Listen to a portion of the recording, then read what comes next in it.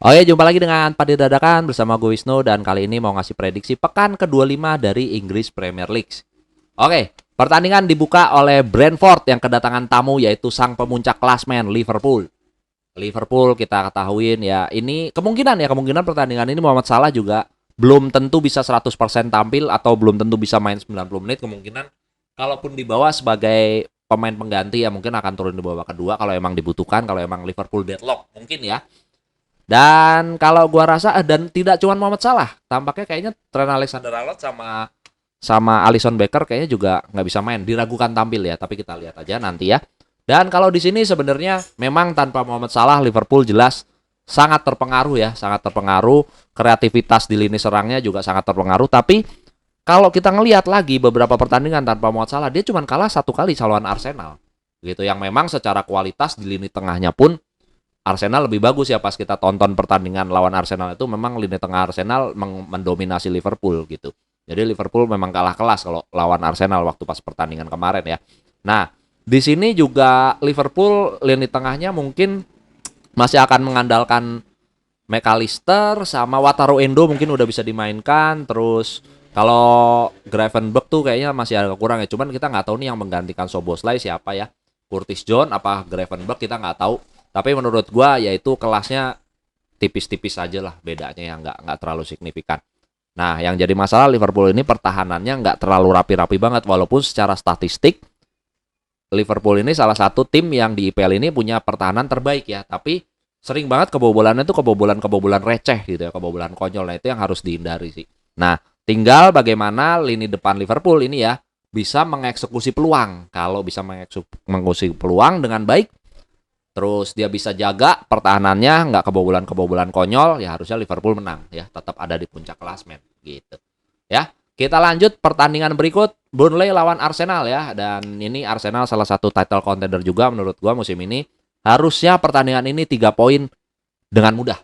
Arsenal ya harus dibawa dengan, kalau gua lihat gaya permainan Burnley gitu melawan Arsenal, ini Arsenal sangat suka banget kalau melawan tim-tim kayak Burnley gini ya, harusnya Arsenal dengan mudah ya meraih 3 poin. Tinggal sekali lagi masalahnya sama seperti Liverpool, eksekusi peluangnya seperti apa gitu aja ya. Kalau dia berhasil bisa mengeksekusi peluang dengan baik ya udah aman. Apalagi dia bisa cetak gol cepat gitu, udah enak banget ya. Arsenal harusnya easy win 3 poin ya. Oke, lanjut Newcastle lawan Bournemouth. Newcastle seperti kita ketahui di Boxing Day kemarin, terus setelah pertengahan musim itu mereka boleh dibilang terburuk lah dalam sepanjang musim kemarin, bahkan itu penampilan terburuk ya, bahkan nggak pernah menang berapa pertandingan gitu, gue lupa ya. Dan tapi untungnya setelah kekalahan lawan Manchester City berangsur-angsur dia membaik ya, bisa menang terus, 2 kali menang sekali seri kalau nggak salah, grafiknya udah mulai 2 kali menang bahkan pertandingan terakhir gitu ya. Dan Bournemouth sendiri juga lagi kacau. Lagi kacau, udah nggak pernah menang kalau nggak salah 5 atau 4 pertandingan Bournemouth nggak pernah menang ya. Harusnya ini bisa dimanfaatkan Newcastle kalau mau bersaing lagi ke posisi 4 ya, 4 besar lah kita bilang ya, posisi 4 besar dia harus menang, tidak boleh ditawar sih. Ini lawan yang harus dia lewatin dengan menghasilkan 3 poin ya Newcastle ya. Oke, lanjut lagi ke Fulham lawan Aston Villa. Nah, ini dia. Fulham kalau nggak salah minggu lalu habis kalah ya sama Newcastle kalau nggak salah ya. Sama siapa ya? Kalah kayaknya ya. Lalu Aston Villa juga kalah sama MU. Nah, Aston Villa ini belakangan ini juga lagi menurun nih. Lagi menurun ya. 2 kali kalah kalau nggak salah Aston Villa ya. Nah, yang jadi masalah nih tinggal kalau secara kualitas sebenarnya anak-anak asuhan Unai Emery sepanjang musim, sepanjang setengah musim lalu ya. Setengah musim kemarin lah, maksud setengah musim ini gitu ya. Itu tampil luar biasa ya, bahkan sempat di posisi 2, di posisi ya bersaing dengan Liverpool, Manchester City dan Arsenal gitu ya di papan atas. Dan ya ini kita lihat aja apakah Aston Villa, anak-anak asuhan Unai Emery ini mampu bangkit ya melawan Fulham, kita lihat nanti. Tapi kalau gua rasa ini partai akan keras ya. Tapi lebih condong sedikit ke Aston Villa ya walaupun mereka bermain di tandang ya. Oke, lanjut Nottingham Forest lawan West Ham. Nah, ini sama ya, West Ham nih kemarin juga sama kayak Aston Villa, pertengahan musim dia bisa bisa bagus banget tapi tampaknya kayak sekarang kayak udah kehabisan bensin gitu ya. West Ham ya perlahan-lahan melorot ya, kekalahan beruntung udah, kalau nggak salah 4-5 pertandingan ini juga kayaknya nggak pernah menang ya West Ham di segala ajang ya. Jadi Tapi Nottingham Forest juga nggak kalah jelek juga sih. Ya tapi ini sama-sama tim yang lagi down ya, yang lagi downtrend ini dua-duanya. Tapi kalau kita lihat secara kualitas harusnya West Ham bisa mengatasi ya, bisa mengatasi Nottingham Forest harusnya. Tapi kalau kita lihat performanya yang amburadul belakangan ini ya, habis dibantai bahkan sama Arsenal ya minggu lalu ya, ini kita lihat ya apakah dia bisa bounce back gitu ya melawan Nottingham Forest. Kalau emang dia mau masuk zona Eropa lagi ya, misalkan West Ham ini, ya emang nggak boleh ditawar, ini harus menang gitu ya, lawan yang harusnya secara notabene di bawah kualitasnya West Ham. Oke, lanjut partai berikut ada Tottenham melawan Wolves.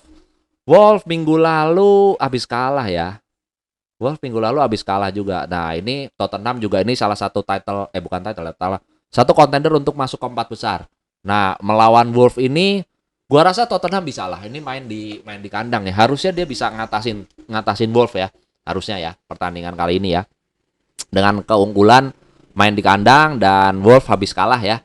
Asal bermain rapi, nah Tottenham juga kasusnya mungkin hampir sama kayak Liverpool gitu ya. Jadi dia secara penyerangan, mencetak gol, create chance itu dia lumayan sering gitu ya. Tapi pertahanannya rada-rada bahaya gitu ya. Sering banget rada-rada bahaya. Nah, kalau tidak menutup kemungkinan Wolves bisa colong gol bisa gitu Wolves ya. Kalau emang bisa colong gol dan Tottenham nggak bisa memanfaatkan peluang, yang menurut gue Tottenham ini akan ciptakan setiap pertandingan dia selalu menciptakan peluang yang lumayan banyak. Nah, ini tinggal eksekusi lagi ya, eksekusi peluang lagi. Kalau Tottenham bisa unggul lebih dulu, ya ini udah advantage banget, udah enak dia. Jalannya pertandingan pasti akan enak ya bagi Tottenham gitu. Tapi kalau sebaliknya, Wolves yang unggul dulu, ya ini bisa-bisa seri doang gitu ya pertandingannya, bisa-bisa Tottenham cuma bisa masukin 1 gitu. Tapi ya kita lihat siapa yang cetak gol dulu. Kalau Tottenham dulu harusnya bisa 3 poin untuk Tottenham. Oke, pertandingan big match. Big match ya. Kalau 3 tahun lalu, 4 tahun lalu sih big match. Kalau ini sih kayaknya udah kayak beda kelas ya kalau sekarang ya. Sorry untuk fans Chelsea ya. Manchester City yang lagi benar-benar on fire ini ya, lagi benar-benar boleh dibilang full tim lah, tanpa Gvardiol, Bernardo Silva nggak tahu nih masih diragukan ya bisa tampil 100% atau cuma cadangan atau bahkan tidak tampil sama sekali. Tapi tanpa itu pun sekuat Manchester City tetap kualitasnya di atas Chelsea sih. Secara permainan dan secara kualitas tetap di atas Chelsea. Ya apalagi ini di kandang City ya. Cuman kalau kita melihat pertandingan pertama Chelsea kalau ngelawan tim-tim besar gitu, terutama City ya pertandingan pertama kemarin ya di paruh musim pertama kemarin, itu Chelsea bikin Manchester City kerepotan. Bahkan itu pertandingan yang menurut gue sangat seru untuk ditonton ya, selain golnya ya, selain gol yang banyak.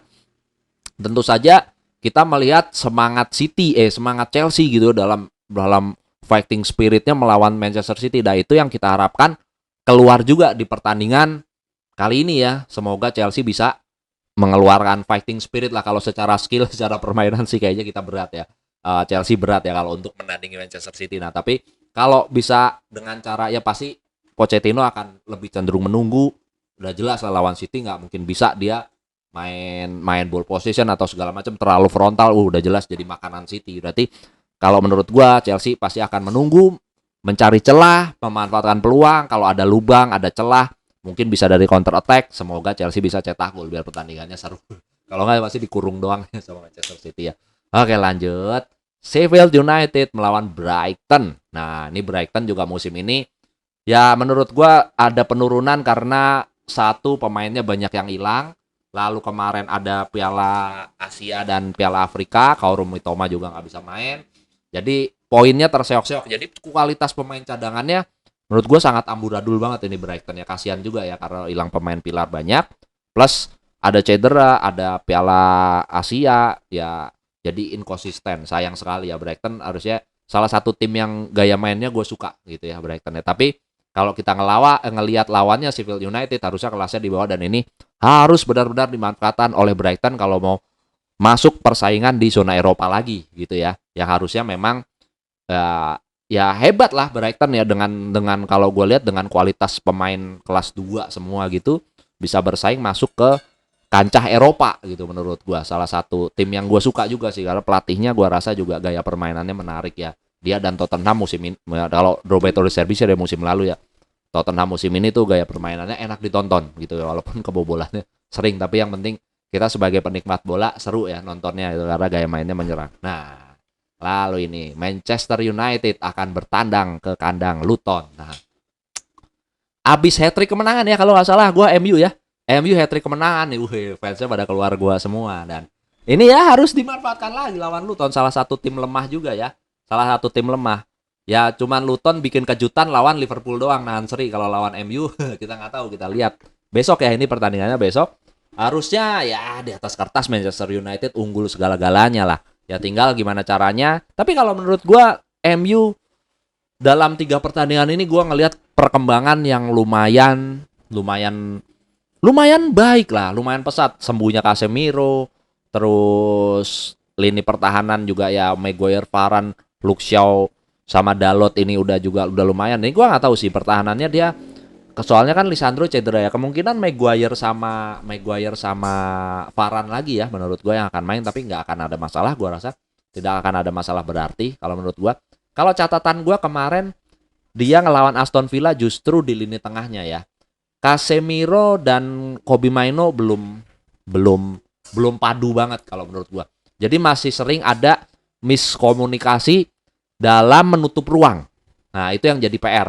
Tapi selain itu lini depan menurut gua udah jauh meningkat pesat dibanding awal-awal musim kemarin ya. Di awal-awal musim kemarin jauh meningkat pesat kerjasama si Garnacho, Højlund dan Rashford. Ini kemungkinan yang akan diturunkan sebagai starter, kemungkinan sih tebakan gue 3 itu lagi ya. Udah mulai cair, udah mulai nggak kayak awal-awal kemarin. Wah, hancur banget ya lini depan ini. Semoga, tapi bukan berarti ini sempurna ya. Ini masih banyak PR sebenarnya, lini depan masih banyak PR. Tapi kalau gue ngelihat pertandingan-pertandingan terakhir MU, ada secercah harapan lah. Udah mulai arah membaik gitu.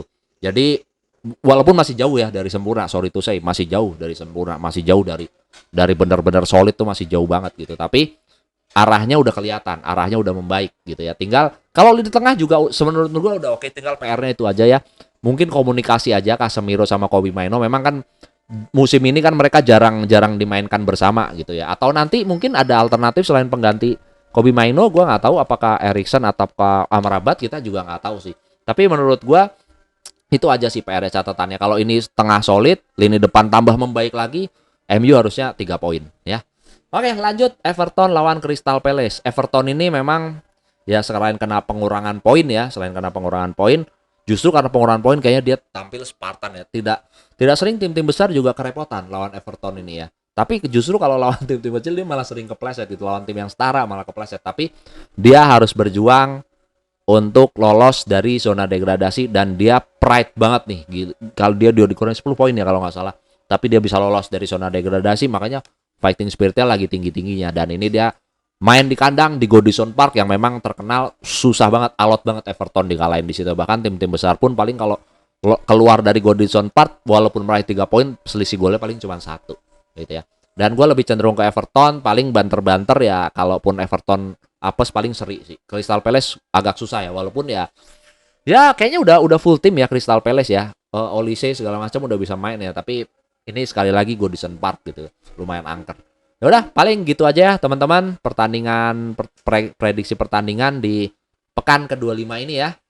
Itu aja. Oke, kalau gitu gua pamit undur diri dulu. Terima kasih yang udah nonton. See you in the next video. Bye bye.